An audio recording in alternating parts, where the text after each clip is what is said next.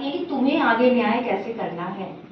तो वही बात है कि जब बच्चा अपनी पेरेंट्स से, अपनी मम्मी से, अपने पापा से जब कहानी सुनता है ना, मुझे लगता है वो उसको हमेशा पसंद आती है, क्योंकि उसमें जो और बचपन से जब से बच्चा सीखना शुरू करता है, बोलना शुरू करता है, जब से वह समझना शुरू करता है, सबसे पहले जिन भावनाओं को वह समझता है वो भावनाएं होती है उसके अपने माता पिता की, दादा दादी की। ठीक है। और आज के समय में स्टोरी टेलिंग जो है या कथा वाचन जो मैं कहूँ कि वो हमारे पाठ्यक्रम का, हमारे करिकुलम का एक इतना महत्वपूर्ण हिस्सा बन चुका है कि आज के समय में मुझे लगता है कि अगर हम बच्चे को सीधा से अगर हम कुछ उसको आप पढ़ने के लिए दे दें, उसको उसमें इंटरेस्ट नहीं आएगा। जब आप उसको कहानी के माध्यम से आप कुछ समझाते हैं, वो उसमें बहुत इंटरेस्ट लेगा। और वहां तक पहुंचने के लिए अब हम सबसे छोटे लेवल की बात करते हैं।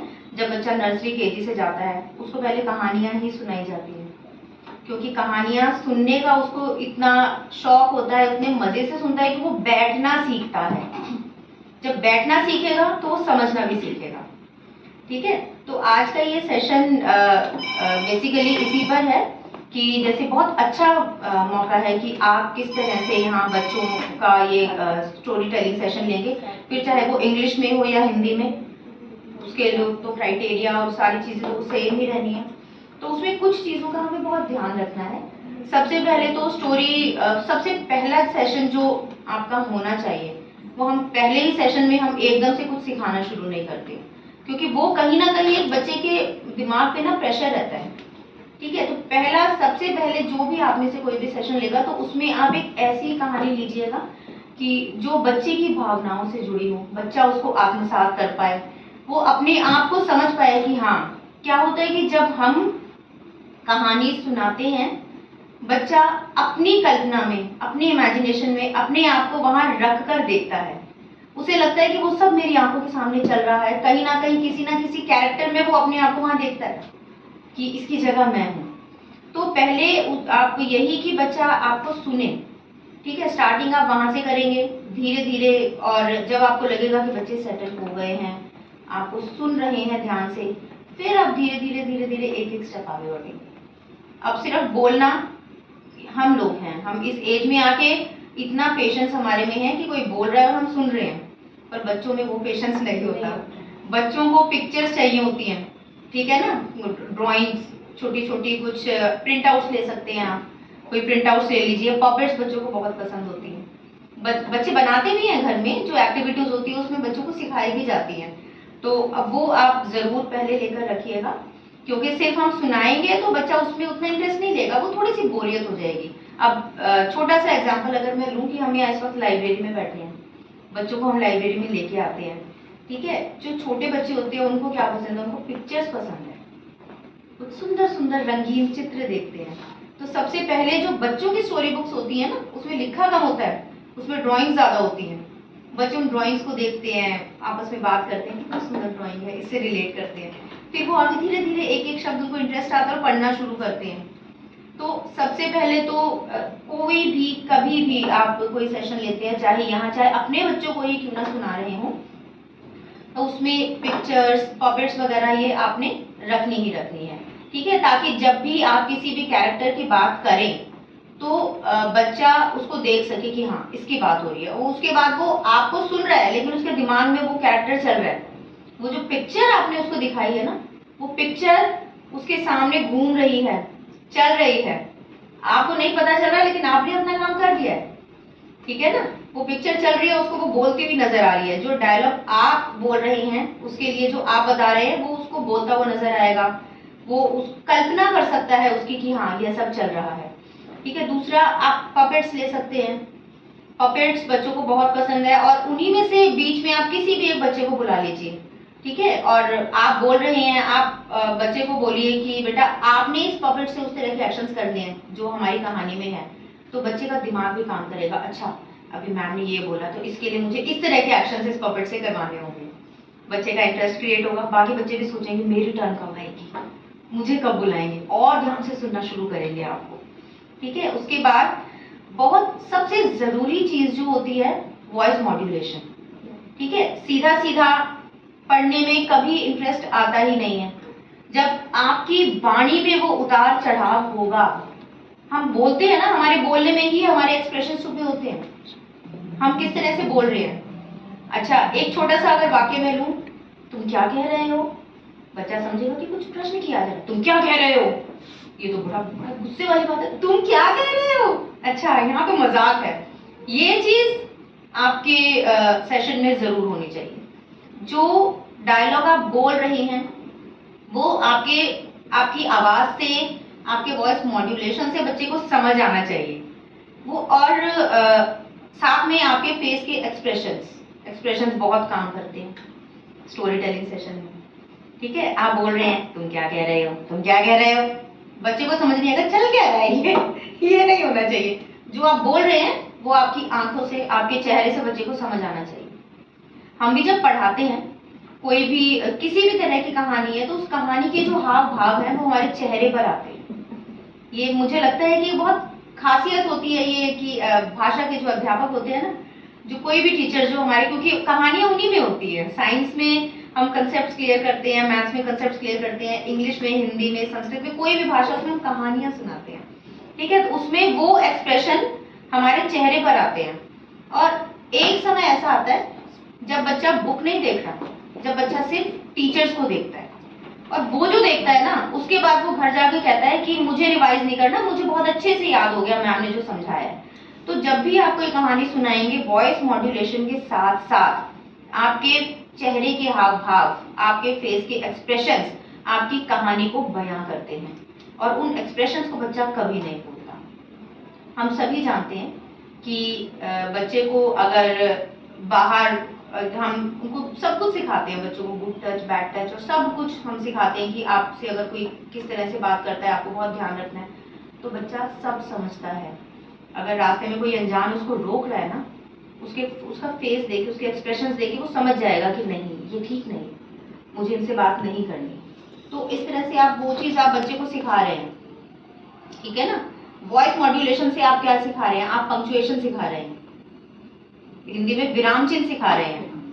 ठीक है, कि अगर ऐसे बोला है ये क्वेश्चन मार्क, इसके बाद क्वेश्चन मार्क, ये पहचान है आपकी, तो इसकी तरह से आप ये टॉपिक, कुछ टॉपिक ऐसे होते हैं जो आप साथ के साथ क्लियर करते चले जाते हैं, और आप बच्चे की कल्पना के द्वार खोलते हैं, जो चीज आगे जाके उनके लिए बहुत ही लाभदायक होती है। अब यहाँ स्कूल में ही हमारी मैं आपको बताना चाहूंगी कि एक हिंदी की बुक हमारी छपती है हर साल, जिसमें बच्चों की ही लिखी हुई कविताएं, कहानियां, आर्टिकल्स वगैरह सब होते हैं। वो बच्चों का ही है, उसमें टीचर्स का नहीं, वो बच्चों का ही रोल है, वो खुद लिखते हैं। तो जब बच्चा इन चीजों को सीखना शुरू करेगा ना, तो वो इमेजिन भी करना स्टार्ट कर देता है, कल्पना शक्ति उसकी बढ़ती है, वो अपने आप सोचना शुरू करता है। ठीक है, कहानी में जब ये चीज आपका आ गया, आपने एक्सप्रेशंस भी दिखाए, उसके बाद आपका अगला पड़ाव होता है कि मुझे बच्चे को सिखाना क्या है आज। ठीक है, आप फिर उसमें वो उस तरह से अपना टॉपिक उठाएंगे, शुरू में बच्चों को बांधेंगे, उसके बाद वो चीज आपने अपने उसमें कहानी में वो हिस्सा उसका वहां आपने रखना है कि आज ये मेरा टॉपिक है, इस कहानी के माध्यम से मुझे बच्चे को आज यह सीख देनी है। ठीक है, आप सुनाएंगे, बच्चा बैठ तो चुका है, बहुत ध्यान से सुन रहा है, बहुत ही ध्यान से। ठीक है, आप कहानी सुनाना शुरू करते हैं। सस्पेंस रखिए बीच में, सस्पेंस ऐसा होना चाहिए कि बच्चा चेयर पकड़ के बैठा है, आगे क्या होगा, मतलब सोचता रहे, अच्छा ये हो गया, मतलब उठने को खड़ा है कि और क्या होगा, आगे क्या होगा, और आप वो हिल ही नहीं पाएगा, उसका ध्यान, उसकी आंखें, उसका कान सब आपकी तरफ रहेंगे। ठीक है, तो ये आपकी कहानी में जरूर होना चाहिए ताकि आप उन बच्चों को बांध सकें। ठीक है, फिर जो चीज आपने कोई भी टॉपिक, जैसे हम छोटा सा एक एग्जांपल लेते हैं, लालच बुरी बला। आमतौर पर ये कहानी हमेशा बच्चों को, हर बच्चा अपने जीवन में कहानी सुनता है, हमने भी कभी ना कभी सुनी है। आप उससे संबंधित कोई कहानी ले रहे हैं, आपने सुनाया, आपने वो पार्ट खत्म किया कि उसने इस तरह से जैसे हम लोमड़ी वाली कहानी ले लेते हैं, जो अंगूर खट्टे हैं वाली। ठीक है, हम उसको लेते हैं। ठीक है, तो उसमें अगर आप बता रहे हैं कि इस तरह से उसने लालच बुरी बला को छोड़ते, इससे हम लेते हैं कि उसने क्योंकि बीच में अपनी हिम्मत छोड़ दी। ठीक है, उसने जो प्राप्त करना था उसने नहीं किया, ठीक है, यहाँ आप इस कहानी को वहीं स्टॉप करके कि लोमड़ी नहीं प्राप्त कर पाई, आप बच्चों से प्रश्न करेंगे कि अगर हमारे जीवन में कभी ऐसा कुछ मौका आता है, यदि हम अपने आप को उस स्थान पर रख पाते हैं, तो क्या हम भी वहां हिम्मत छोड़ के आगे चले जाएंगे? 10 बच्चों से आपको 10 तरह के आंसर्स मिलेंगे। वो आंसर देंगे आपको, कोई कहेगा नहीं हमारे पास, वो आपको रास्ते भी बताएंगे, जो रास्ते उस समय हमारे समय में लोमड़ी को नहीं बताते ना, वो रास्ते हमारे बच्चे बता देंगे कि नहीं हम ऐसे चढ़ सकते थे, हम दौड़ के कूद के, क्योंकि आजकल बच्चे स्पोर्ट्स बहुत अच्छा खेलते हैं, लॉन्ग जंप, हाई जंप, सब रिलेट कर देंगे, स्पोर्ट्स को ले आएंगे उसमें बीच में कि हम ऐसे कर सकते हैं, हम डंडा मार के तोड़ सकते थे, हम पत्थर मार के तोड़ सकते थे, लेकिन हम ग्रेप्स खाए बिना वहां से जाएंगे नहीं। ये बच्चा आपको बताएगा कि इतने रास्ते हैं, हम तो आज तक भी यही सोच रहे हैं, हाँ भाई अंगूर तो लोमड़ी के हाथ में नहीं आए, वो चली गई बिना अंगूर खाए। बट हमारे बच्चे बहुत स्मार्ट हैं, उनके पास सारे आंसर्स होते हैं। ठीक है, वो नेक्स्ट टाइम से उनके जीवन में कभी भी ऐसा कोई मौका आएगा ना, तो वो आपकी उस बात को याद रखेंगे कि तब मैंने ये कहानी सुनी थी, तब मैम ने मुझे बताया था कि अगर उस समय लोमड़ी ने भी ये टेक्निक्स अपनाई होती तो उसे अंगूर खाए बिना जाना नहीं पड़ता, फिर उससे अपनी वो मन घड़ंत सोच नहीं बनानी पड़ती कि अंगूर तो खट्टे थे। वो आगे इस चीज को सीखेगा कि मुझे जो प्राप्त करना है, जो मेरा लक्ष्य है, मुझे बिना मेहनत किए तो कम से कम पीछे नहीं हटना। ठीक है, तो ये चीज आप जब भी कुछ सिखाते हैं, अपना कोई एक टॉपिक लेके बच्चों को बीच में इन्वॉल्व जरूर कीजिए। ठीक है, बच्चा तभी सीखेगा क्योंकि उसको पता है ना, वो जो जवाब आपको दे रहा है वो जवाब को कभी नहीं भूलेगा, वो हमेशा याद रखेगा और वो उसे अपनी लाइफ में आगे तक लागू करेगा। ठीक है, और इमेजिनेशन को आप जरूर अपने किसी कोई भी टॉपिक लें, आप बच्चे को एक मौका दीजिए इमेजिन करने का। कहानी आपने एक जगह खत्म कर दी, हमारे लिए वो कहानी खत्म है। बच्चों को आप मत बोलिए खत्म हो गया, आप बच्चों से पूछिए इसके आगे आपको क्या लगता है क्या हुआ होगा, क्योंकि अक्सर बच्चे प्रश्न करते हैं, आपसे भी बहुत बार किया होगा जब आप पढ़ाते हैं ना, कि फिर इसके बाद क्या हुआ, क्या ऐसा हो गया होगा, क्या वैसा हो गया होगा। उस वक्त हम भी ब्लैंक हो जाते हैं क्योंकि हमारे लिए तो कहानी वहां खत्म हो गई। तो आप बच्चे पर छोड़िए, बेटा आपको बताना इसके बाद क्या हुआ।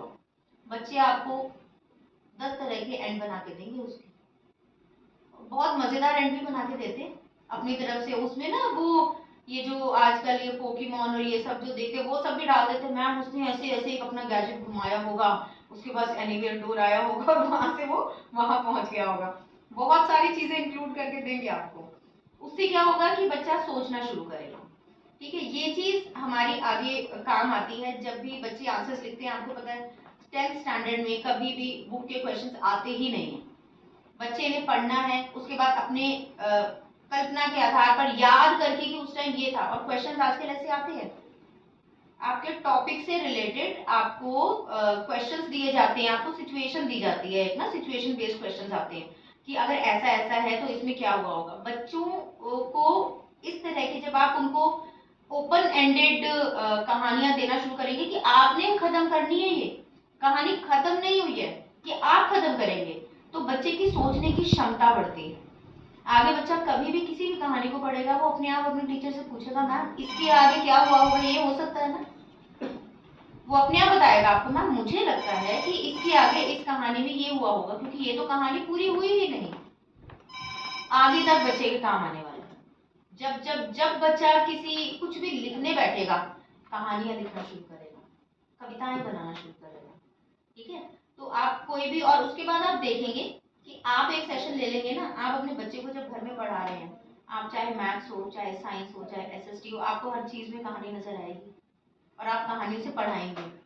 एक हमारा एक हिंदी में एक चैप्टर है पानी की कहानी, आई थिंक क्लास 9th में होगा सीबीएसई में, और एक वीडियो है उसका, वीडियो नहीं है सिर्फ ऑडियो है जो सीबीएसई की तरफ से अपलोडेड है। उसमें उस चैप्टर को जो पानी की कहानी है ना, उसमें पानी का एक ओस की बूंद से लेकर और किस तरह से पानी समुद्र में जाकर मिलता है, वो पूरा एक कहानी के माध्यम से बताया है, जिसमें पानी अपने डायलॉग्स बोल रहा है, जिसमें पत्तियां अपने डायलॉग्स बोल रही हैं। तो उसको जब बच्चा सुनता है, उसको चैप्टर पढ़ने की जरूरत नहीं पड़ती, क्योंकि उसको साइंस का एक वो वाला जो कंसेप्ट है ना, वो उसको वहां समझ आ गया है। ठीक है, उसमें वो इवेपोरेशन भी सीख रहा है, उसमें वो कंडेंसेशन भी सीख रहा है, मतलब जो भी मैं मतलब जितना मुझे ध्यान है, क्योंकि मैं हिंदी अध्यापिका हूँ, तो ये सब चीजें उसमें बहुत अच्छे से उसको साइंस से रिलेट करेगा। वो अपने आप सोचेगा कि ये हमने यहाँ हिंदी में पढ़ा है, बट साइंस में हम वाटर चैप्टर पढ़ चुके हैं, उसमें ये चीजें जो हमने सीखी हैं वही सब हमें आज एक कहानी के माध्यम से हमारे हिंदी की बुक में एक पाठ के आधार पाठ की तरह से कहानी बना के दे दी गई है। एक चैप्टर और है हमारा, शायद 6th क्लास में होगा, पापा खो गए। उस बहुत प्यारा सा चैप्टर है, छोटी सी बच्ची है, वो गुम हो जाती है, ठीक है, और उसमें वो कहीं ऐसे फुटपाथ पर सो रही है एक पेड़ के नीचे, क्योंकि गुम हो गई है, उसको नहीं पता वो गुम हो गई है, उसको लगता है कि उसके पापा खो गए हैं, और वहाँ पेड़ अपने डायलॉग बोल रहा है, ठीक है, सामने एक सिनेमा हॉल है, उस पे बाहर जो एक्ट्रेस है उनकी फोटोज लगी हुई हैं, जैसे लगी रहती हैं, वो अपने डायलॉग बोल रहे हैं, और वो, हाँ लेटर बॉक्स, बिल्कुल लेटर बॉक्स है, वो अपने डायलॉग बोल रहा है कि सब कुल मिला के ये है कि इस बच्चे को हमें इसके पापा तक पहुंचाना है, क्योंकि उसके पापा खो गए हैं, वो बच्ची नहीं खो गई है। तो उससे भी हम जब पढ़ाते हैं बच्चों को, तो उससे हमें ये सिखाना होता है कि आप कभी भी अपने पेरेंट्स से अलग जब बाहर गए हैं तो हाथ पकड़ कर चलिए, आपने ध्यान रखना है, आप उनसे दूर होकर नहीं जाएंगे, ठीक है, क्योंकि कभी भी आप साथ में चल रहे हैं तो पापा हो सकते हैं बच्चों को वही समझ आएगा। तो इस तरह से आपकी कहानी में इतना जादू है, आप जो चाहें आप अपने बच्चे को सिखा सकते हैं, आप जो चाहें अपने बच्चे को सिखा सकते हैं। मैंने एक सेशन लिया था बच्चों का, शायद क्लास 2nd या 2nd के बच्चे थे, तो उसमें कहानी जो मैंने सुनाई थी उसमें वही था कि बच्चा झूठ बोलता है क्योंकि उसने हॉलीडेज होमवर्क नहीं किया है, और वो फिर झूठ बोलता है कि पेट में दर्द हो रहा है। ये भी हमारी सीरीज एक एनसीईआरटी की कहानी है, छोटे छोटे बच्चे, और वो कहानी कौन सी क्लास की है, आई थिंक वो 7th क्लास की कहानी है। 2nd क्लास के बच्चों को उस कहानी का कंसेप्ट समझ आ गया। जब मैंने उनसे बाद में पूछा तो अब क्या करना है, कहते मैम झूठ नहीं बोलना, नहीं तो हमें इंजेक्शन लगवाना पड़ेगा डॉक्टर से। वो 2nd क्लास के बच्चे मुझे बता रहे मैम ये हमें ना वो कड़वी कड़वी मेडिसिन भी लेनी पड़ेगी, तो झूठ नहीं बोलना, हम ना टाइमली अपना वर्क कंप्लीट कर लेंगे। वो 7th क्लास की कहानी वो 2nd क्लास का बच्चा सीख गया। सुनाने का तरीका आप कैसे सुना रहे हैं, है ना। तो इन चीजों को आप लागू करके और एक बहुत अच्छा स्टोरी टेलिंग सेशन ले सकते हैं। इसके बाद आप खुद भी सोचना शुरू करेंगे ना, इसके अतिरिक्त आपको और बहुत सारी चीजें आपको अपने आप नजर आती जाएंगी, ठीक है। बट इस चीज का खास ध्यान रखिए कि साथ में फर्स्ट सेशन में, हर सेशन में ना अपने पॉकेट्स वगैरह जितना संभव हो सके आपके लिए घर से ही मिल जाती है ये चीजें, कुछ भी कोई भी आप प्रिंट आउट्स निकाल लीजिए सब। और लास्ट में जब आपका सेशन खत्म हो जाएगा, आपने बच्चों को एक क्वेश्चन मैं नहीं कहूंगी, आपने बस कुछ पिक्चर्स यहाँ ड्रॉ करनी है। वो कुछ मैं एक रैंडम पिक्चर 2-3 आपको ड्रॉ करके दूंगी, और आप देखेंगे कि आप खुद उससे कहानी बनाएंगे। आपके सबके दिमाग में एक अलग तरह की कहानी आएगी। मैंने एक पेड़ बना दिया, एक चिड़िया बना दी, ये देखिए मेरे दिमाग में इसका कोई कहानी नहीं है। मैं यहाँ एक पेड़ बना देती हूँ, यहाँ एक हट बना दी, एक पहाड़ बना दिए, नदी बना दी, चिड़िया बना दी, ठीक है, यहाँ कोई एक व्यक्ति बना दिया। अभी जल्दबाजी में ड्राइंग थोड़ी ऐसी होगी तो आप अच्छी अच्छी बना लेना, ठीक है। मैंने ये दे दिया कि बेटा इन सब से आपने एक कहानी बना दी।